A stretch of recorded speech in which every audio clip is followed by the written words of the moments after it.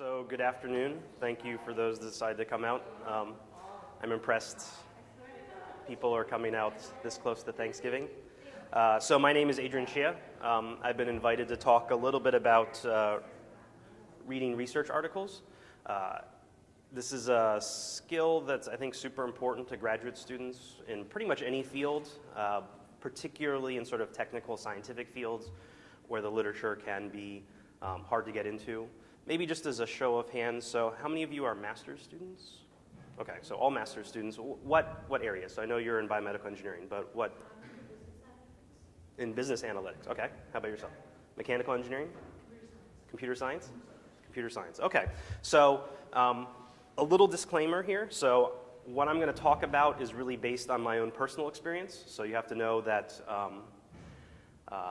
my background is really in biomedical engineering, both as an undergraduate and a graduate student, and now as a professor. So my experience is really about the challenges, particularly when I was a PhD student, but also as a professor, reading literature, especially in domains that intersect with but aren't really part of my core expertise, so things that really fall in sort of hardcore cell and molecular biology, right? So things I'm very interested in but are not part of what I focused on in college when I was training, right?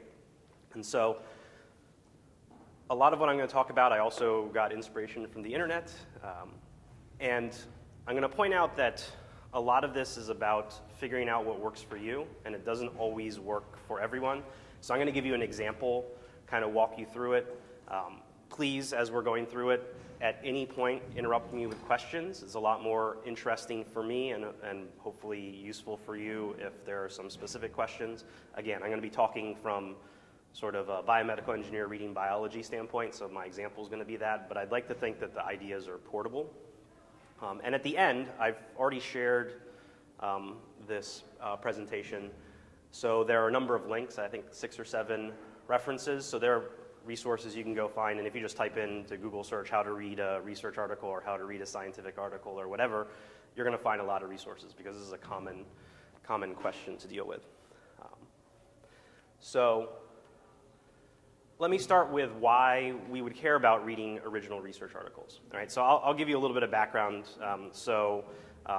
For a couple of your peers, I was a professor of theirs in graduate classes in biomedical engineering, last year, I guess.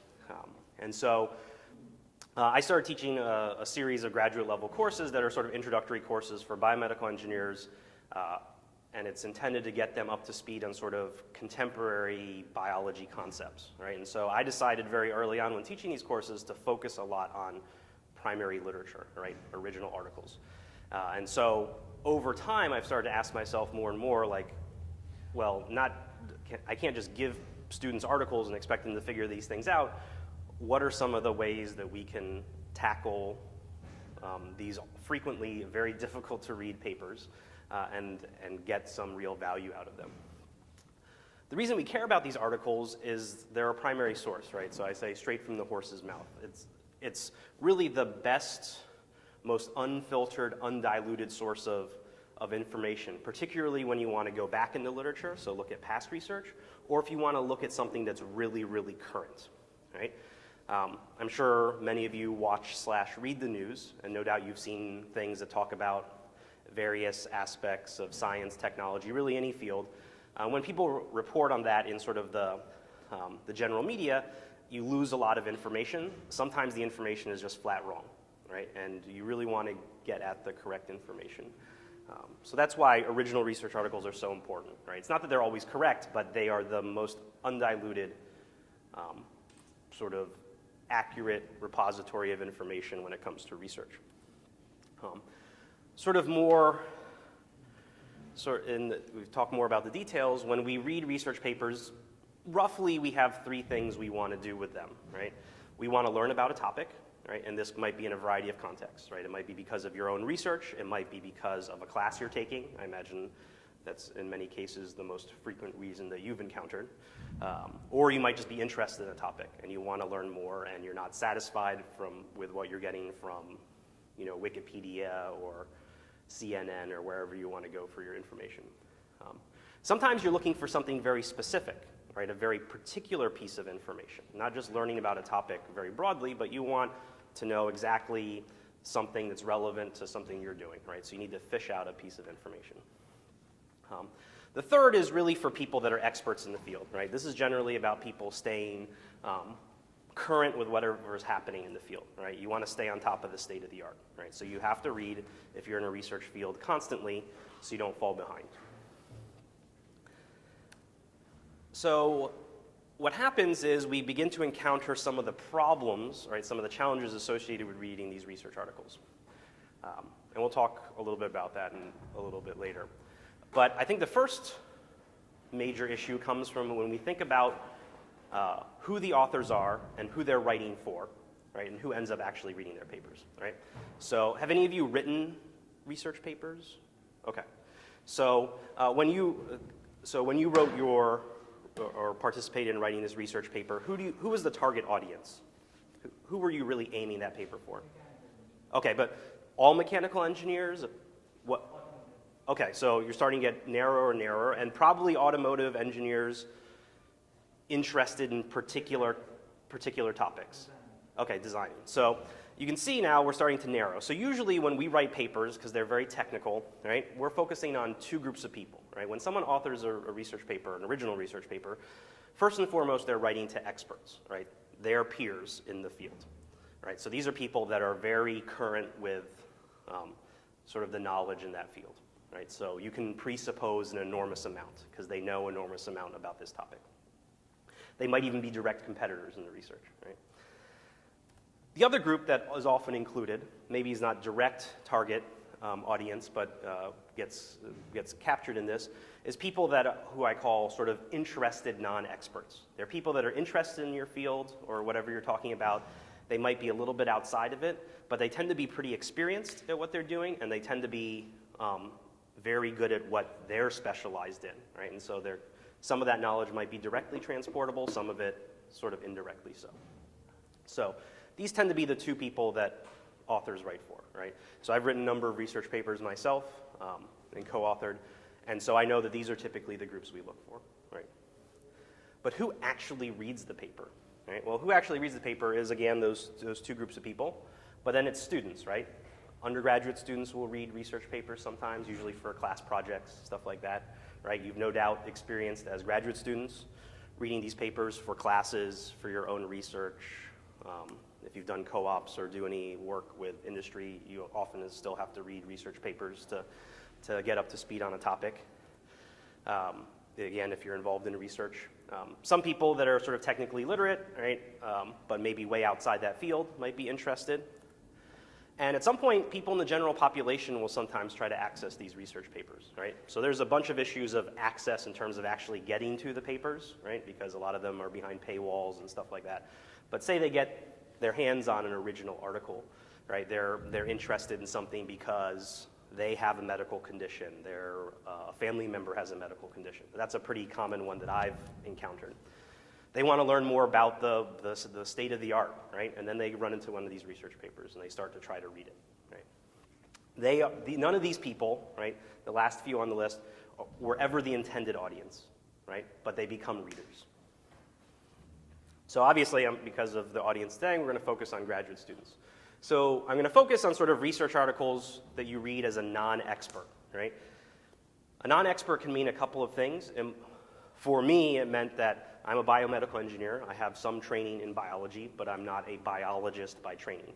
And yet, I frequently read papers authored by cell and molecular biologists, and where the focus of that paper is really those topic areas, right? So I would consider myself one of those experienced non-experts, right? Students that are getting into reading these papers in classes often are relatively naive non-experts, right? They might have some basic knowledge, right? But those papers aren't really written for you, right? They're written for people that are a little bit farther along in their careers. Right? So how many of you have tried to or have read research papers for classes or for your research? What are some of the problems that you've encountered? Yeah. Some people are too math-oriented or technical, like you should have some other knowledge as well to understand those things. Okay, so they presuppose a lot of prior knowledge. Yeah. So you said you were in computer science, right? So they might be using very technical information, and they just assume if you're reading this paper that you must know these things already. So a lot of prior knowledge, right? What else? What else do you encounter?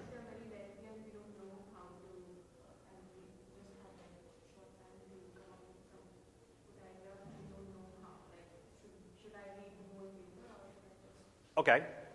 These papers sometimes can be pretty long. They're certainly very dense, right?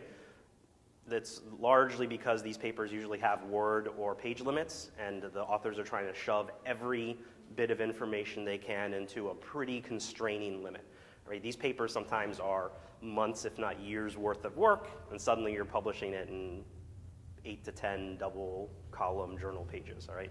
Okay, so they're lengthy and they're dense. Right? So you said you have a time crunch. You're a student in a class. You got to find some information out of it, but you don't have a month to read a paper, right? You have a few days to read a paper. All right, what else? So a lot of knowledge, sometimes very dense. What other problems have you encountered? What are some other problems maybe you've encountered reading a research paper?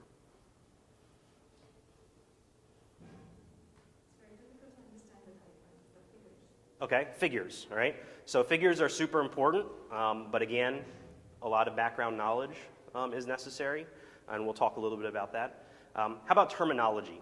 Have you ever gone into a paper and you feel like every other word is something you have to look up, all right? Yeah, so these are real problems because you're used to reading, right? You pick up something and you start at the beginning, you read to the end, and you have some level of understanding, right? If you do that with a paper in a topic area that you're not really a fairly solid expert in, you're going to find that you encounter a lot of difficulty, right? Simply in just understanding what the heck they're talking about, right? So I tend to boil it down into 4 things that can be problematic, right? And these might not be true of every paper, but I think that they crop up a lot. One is that jargon, that terminology, right? So as you become an expert in a field, if it's a field that you're going to focus on, that'll go away, right? But there'll be fields that you'll never specialize in. They will always have their terminology. This will always be something of a barrier. These papers all have different types of methods: experimental, analytical, mathematical, computational, right?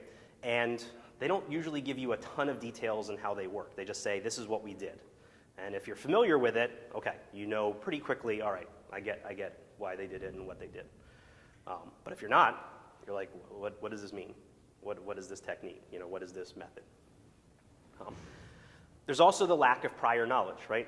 When I read a research paper that's in my research area, I get to draw on years of reading and working in that area. So I know about the literature going back to, whatever year, right? I know a lot, if not all, of the papers that are directly relevant and some that are indirectly relevant. When you're jumping into it the first time, you have none of that, right? It's like in a vacuum, right? And they start citing all these papers, and you're like, I don't know what's going on. The last is one that's underrated, right?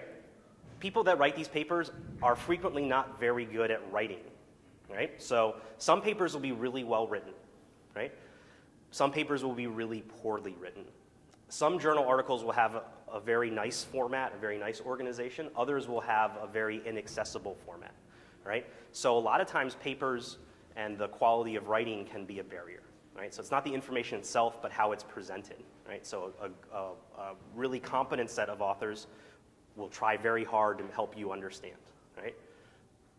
Another group of authors might be equally as good when it comes to the science side of things, but they're not nearly as good at communicating it, right? But they still got published, right? Their paper's still out there, it has information you need, and you have to deal with it, right? You can't fix the fact that they're terrible at writing, right? So I want to talk a little bit about how to go through reading in a research article. But the place to start is just to talk briefly about article organization. The standard format for most, I'm going to say many because it's changing, many research articles, it's what's called the IMRD or IMRAD format, right? Introduction, methods, results, discussion, right? I've included a couple other sections here, title, abstract. Sometimes you have conclusions, sometimes that's rolled into discussion, sometimes results and discussion are not really clearly separated, right? So it's not perfect. We have references, and increasingly papers have, at least certainly in the life science fields, what we call supplementary material. So stuff that didn't fit in the paper, but it's like extra data, extra whatever, right? So instead of reading a paper that's 10 pages long, you're really effectively dealing with a paper that's twice as long, right? But only 10 of it appears in the journal. The other 10 you have to download off the internet. Okay. At least in life science fields, in sort of the biomedical area, sometimes they flip it. So they push the methods to the end, and they go intro, results discussion, and the methods are sort of appended at the end, right? That's also a pretty common format. A few of the more well-known journals, you've probably heard of Science and you've heard of Nature, right? Completely forego this format, and it's just like reading a story, right? It's infuriating. I don't like it. It's hard to get through. It's hard to find all the details, and they even have tighter page limits, right? So they're even more dense, despite the fact of only being 4, 5, 6 pages long. The reason those sections matter, and this is something pulled out of a PDF I found about how to read a social science journal article, but it's very relevant, is that the different sections contain different types of things. So this presentation will be available to you later, but depending on what you're looking for, right, you might gravitate towards particular sections, right? So the organization of the paper does matter a little bit. So when you've tried to read a research article, whether for your own research or for a class, how have you approached reading an article? Did you just start at the beginning and start reading through the paper and look up everything? How did that go? Poorly. Okay. Right, yeah, so I mean that's kind of the purpose of the abstract. I can't tell you how many papers I've skipped over because I read the abstract and said that's not what I thought it was going to be about. Okay.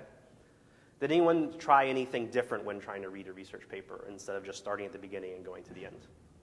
I did after my courses. Okay, yeah, so that's generally, so everything we've learned about reading up until this point suggests that's how we should read things, right? That's how you read a newspaper article. That's how you read a magazine article, if anyone reads newspaper or magazine articles anymore. It's how you read a book, right?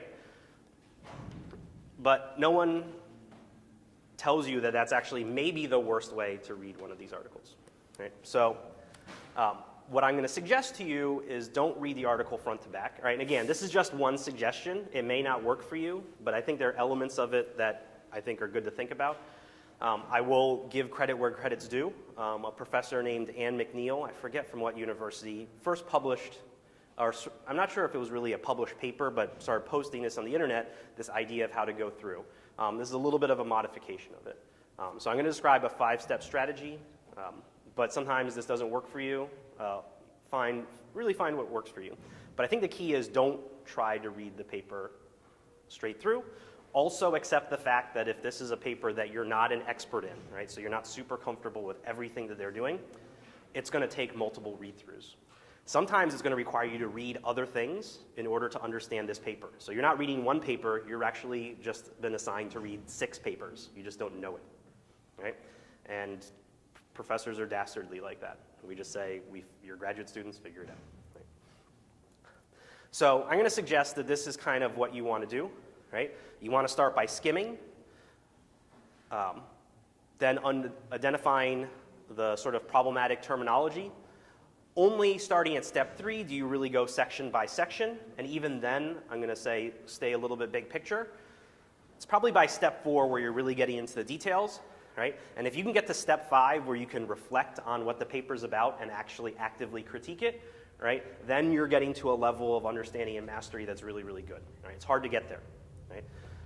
It takes years, right? I was a PhD student for a number of years and then a postdoc, and the only way I learned how to do this was to practice, right? But now I can do it very quickly, relatively speaking, right? Compared to like a first-year graduate student, right? It's not to brag, it's just because there's a big gulf in experience, right? A big difference in experience. So I'm going to talk a little bit about these sections, and I'm going to show you an example of a paper that I'm going to assign to the students taking my class next term, starting in week 3, right? They're going to get this paper. So the skimming part is really about getting a big picture. Can you get an overall sense of what this paper is about, right? Not the details, all right? Not how they did everything, but sort of big picture, conclusions, why they were doing it, what they found, why it's important, right? Because in many ways, that's the most important part of the paper, right? Then you work backwards to figure out, well, did they do a good job of presenting it? What data do they have to support these conclusions? But you want to start with kind of saying, what's important in this paper, right? Get sort of a what do they call it, like a 10,000 foot or a 30,000 foot view, right? A very big picture view.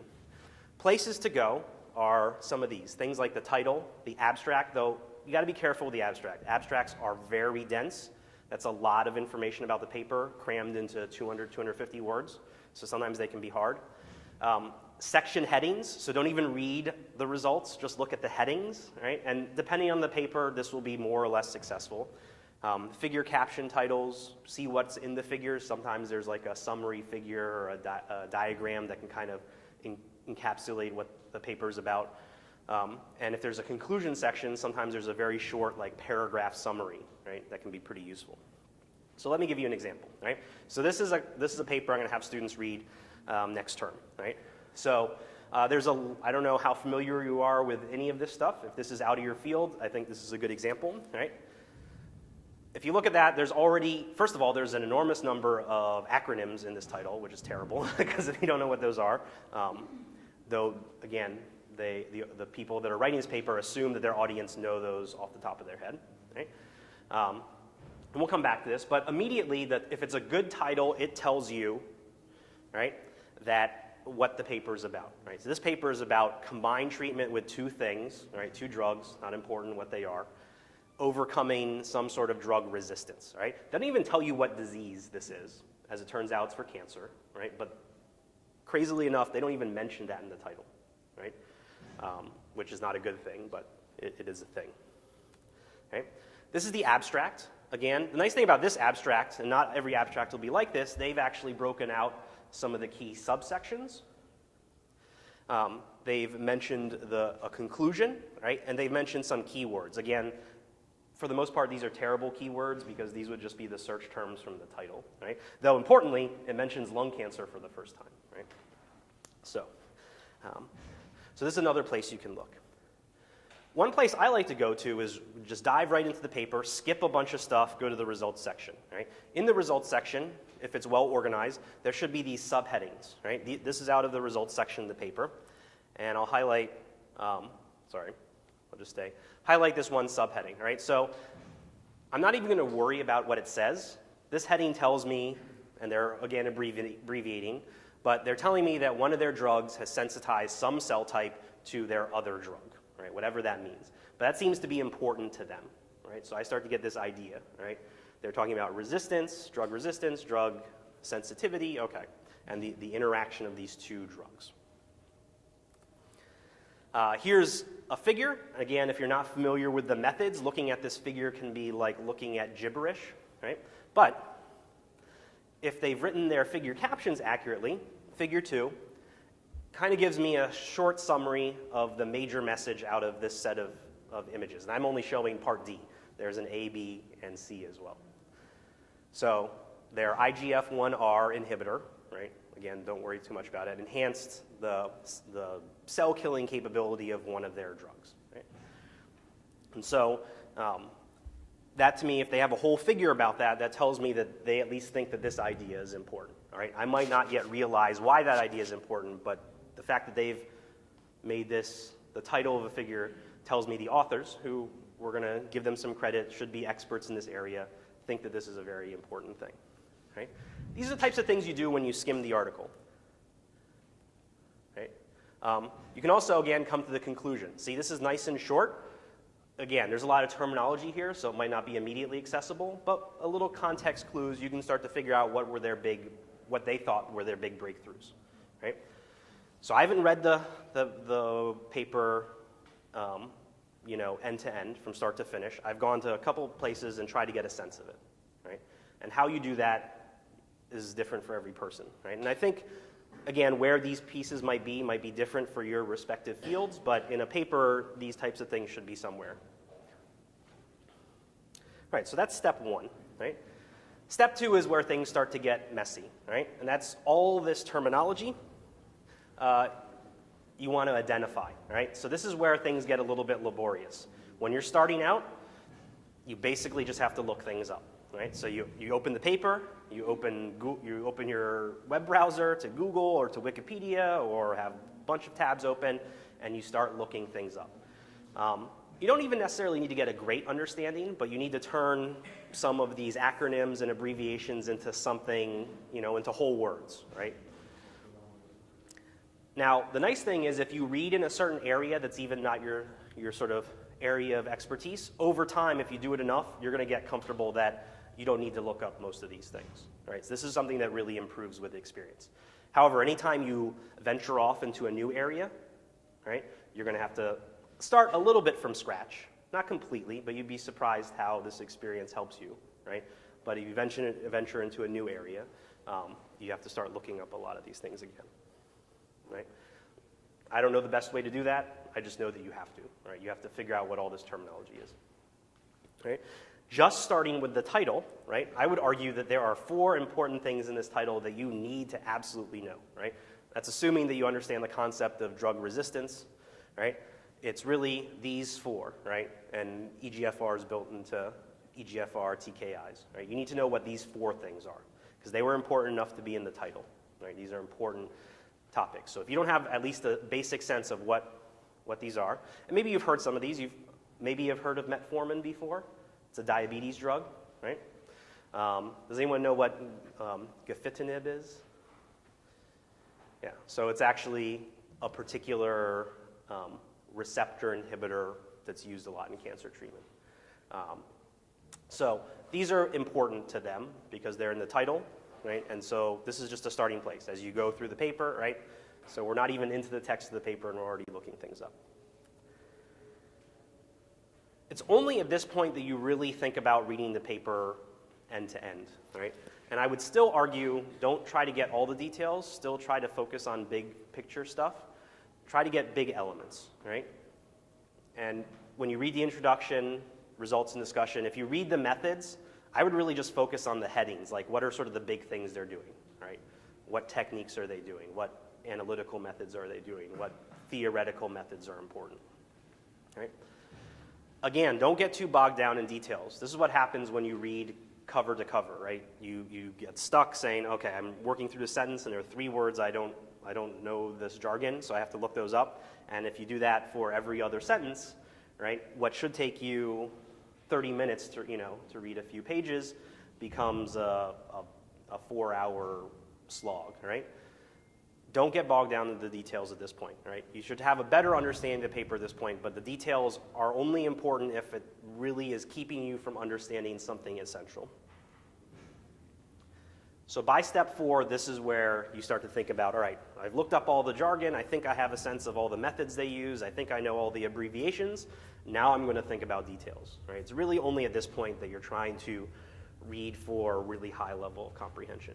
And this is when you start to really look at the methods in detail, what they did, and really look in the results. What are they showing specifically? What do all these different parts of the figure mean?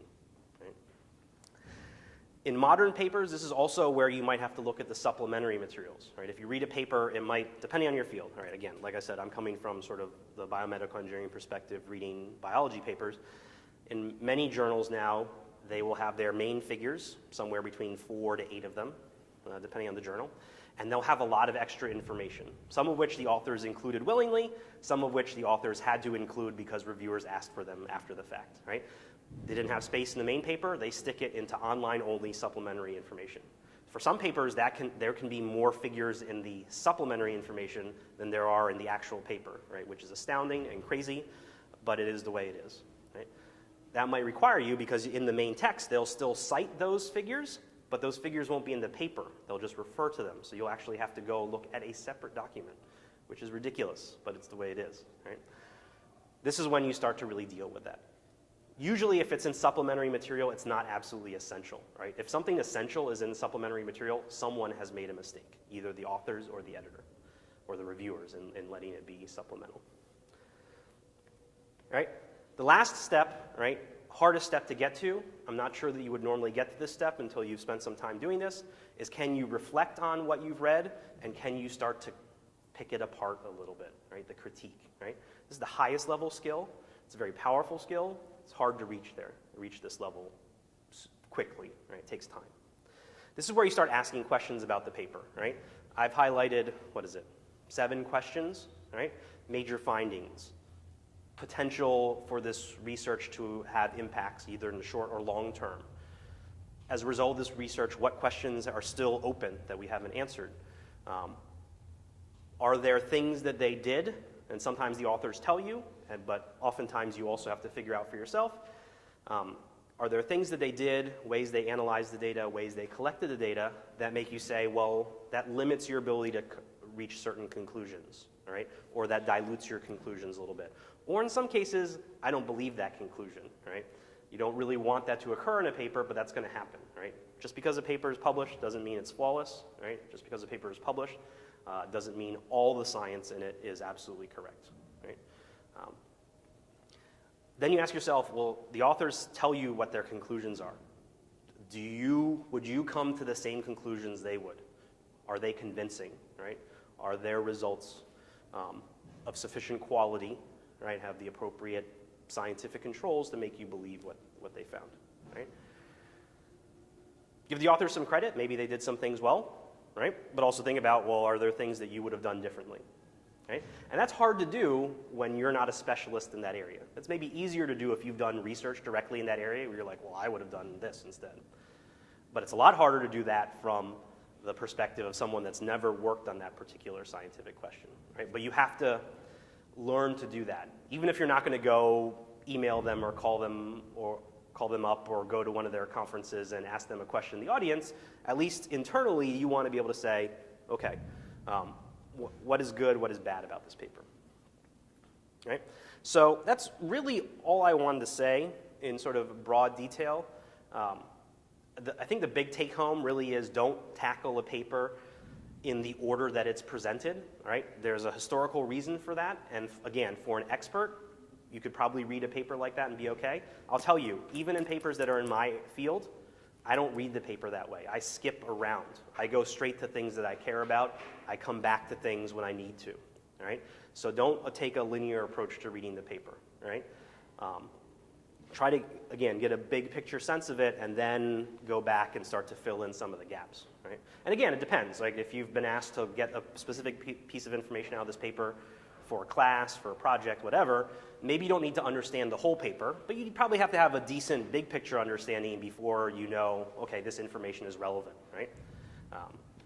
So these are, I think, 3 and 7 are actually, if you get this PowerPoint, you click on those go to PDFs that you can find online. The rest are web pages from a variety of sources.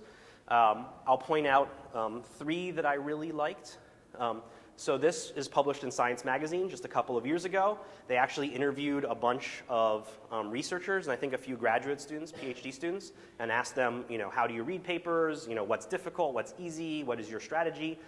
And you'll see that even people that have been doing research for 10, 20, 30 years still struggle with some papers, right? And sometimes it's the paper's fault, right? Again, sometimes the authors have to take some burden for writing not so clear of a paper. But some of it's just because we can only be experts on so many things, right? We're getting more and more specialized. There's more and more knowledge. So most of the time you're going to be operating a little bit, if not way outside your domain expertise, right? But you have to become comfortable with that. That's just the way things are now, right? You can't just sit in your little island. This is a personal blog, but Jennifer Raff is a scientist, and she says a guide for non-scientists. I think it's just a guide for anyone interested in reading these papers. And so there's a couple different things. This one in Inside Higher Ed talks a little bit more about sort of the educational aspect, not as much about reading the paper, though it has some of it. So if you need to get in touch with me for some reason, here's my contact information. I'm an associate teaching professor. I guess I should have said this at the beginning. In biomed, this is my 9th year here at Drexel. Not new by any means, but not as old as some of your professors, I'm sure. I'd be happy to take questions, comments, concerns. That's all I really wanted to spout at you. Actually, it took longer than I wanted. So I had sort of a general idea of why you wanted to do this, but maybe there are specific things that you want to ask or bring up, or even just talk a little bit about your own experiences. Anyone? On topic, different papers have different impact factors, right? Okay, yeah, so yes, so different journals have different impact factors. You can argue about the value of the impact factor, right? Impact factor very roughly is how many citations a given journal gets, right? Divided by roughly the number of articles in that journal, right? There are different ways of calculating it. That's sort of a rough estimation, right? Impact factor, people criticize it a lot, but a lot of people also default to it as sort of an indicator of journal quality, right? It's probably not the best indicator of journal quality. There are other ways of measuring it. It certainly tells you how frequently referenced articles are in a given journal, though. But just because the journal has a, comparatively speaking, lower impact factor doesn't mean it's bad. All right, let me give you an example. If you publish in Science or Nature, let's say you publish in Nature, right? Nature covers a lot of different scientific disciplines, right? That has an impact factor of 30-something, I want to say. Maybe even 50 these days, 30-something, right? That's a very big number, relatively speaking. If you pick another, just to give you an example, I used to do some cancer research. There's a sort of a mid-tier journal called Cancer Research. Its impact factor is like 7 or 8, right? I think a lot of people would say Cancer Research is a very good journal, right?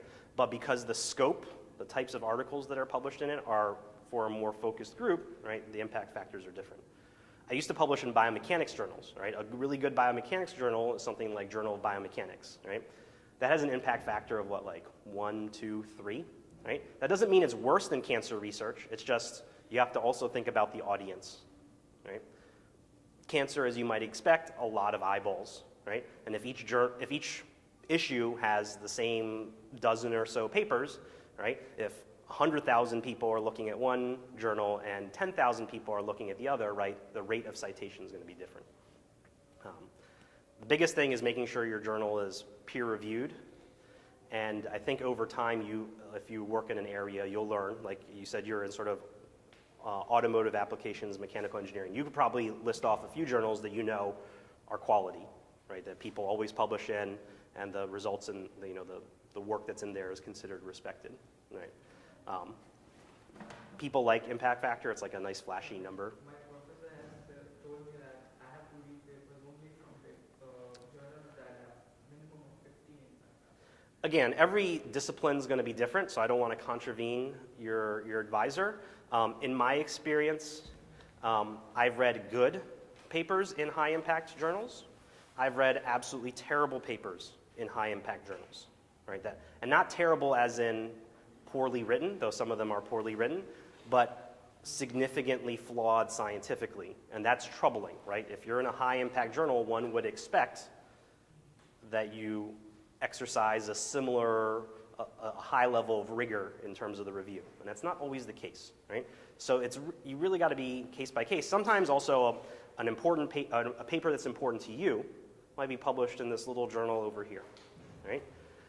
Just because it's low impact, doesn't mean that it might mean on average that journal isn't of tremendous quality compared to its other peer journals, but maybe that individual paper from that particular group or lab might have real value. So I don't like to make those types of blanket statements because I think you might not be critical enough of the high impact journals, and you might be cutting yourself off from very useful information from other sources. That's just my opinion, right? One person's opinion. So that was a long digression, but it's a good thing because we do care a lot about impact factor, probably too much.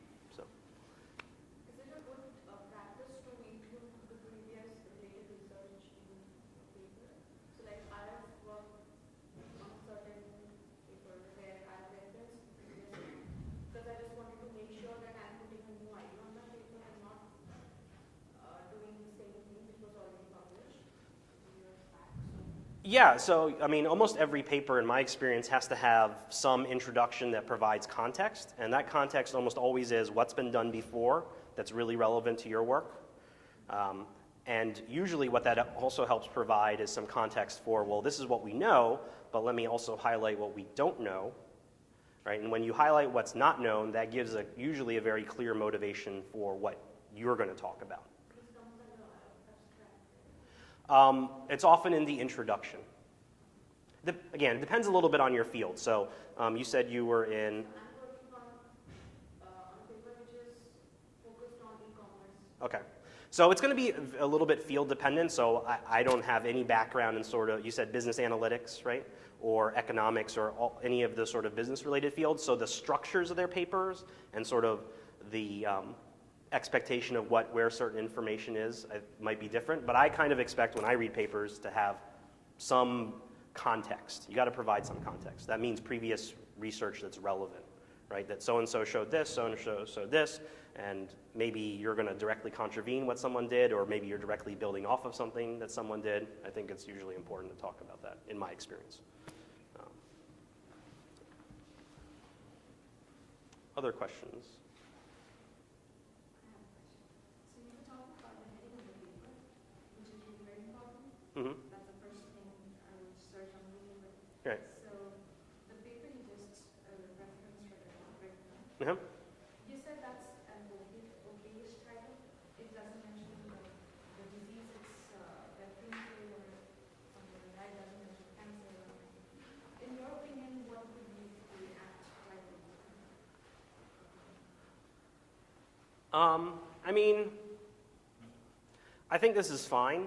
I personally don't like acronyms in titles. I feel like you probably shouldn't abbreviate terms. Now, EGFR stands for epidermal growth factor receptor. TKI stands for tyrosine kinase inhibitor. These are long words.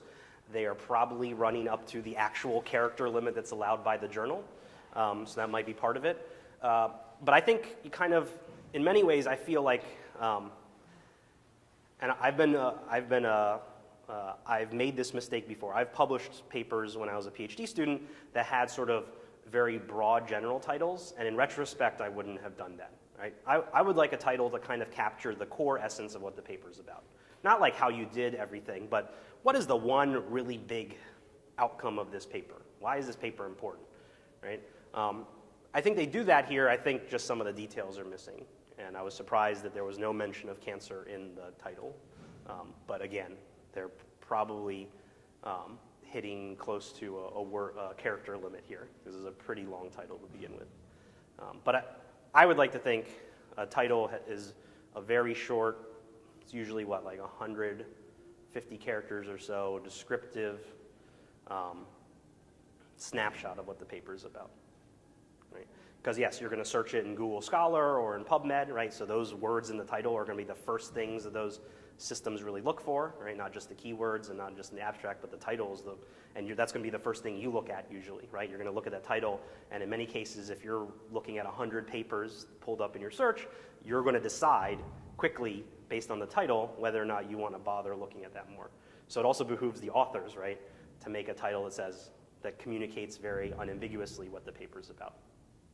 Right, to save everyone time, to make sure the right people are reading their work. So, any other questions?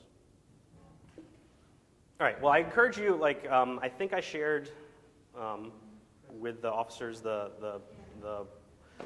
PowerPoint.